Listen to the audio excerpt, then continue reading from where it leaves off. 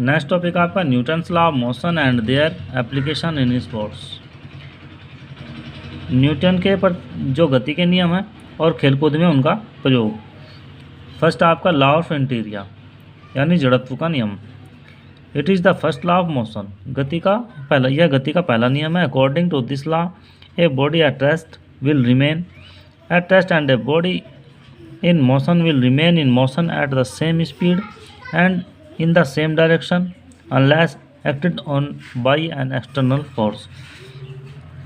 इस नियम के अनुसार एक स्थिर वस्तु जब तक स्थिर अवस्था में रहेगी और एक गतिशील वस्तु भी तब तक गतिशील अवस्था में उसी दिशा में और उसी गति में रहेगी जब तक कि बाहर से हम उस पर शक्ति नहीं लगाते।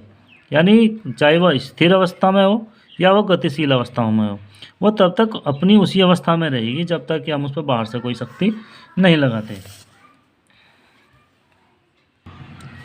There are a great number of example of this law in the field of sports and games such as starting in rowing, standing on Roman rings, starting in sprinting, starting in throwing the hammer, raising an opponent in wrestling etc।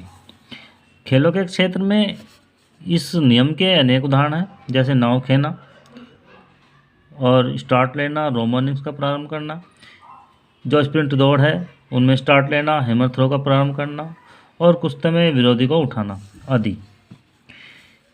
Basically if an object in motion it remain in motion unless something और some external force supports it.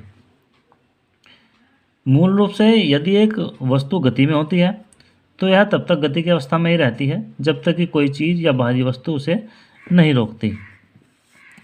The external force may be gravitational force, the surface of the playing field, a defensive player on the breaking action of the sport person body stops.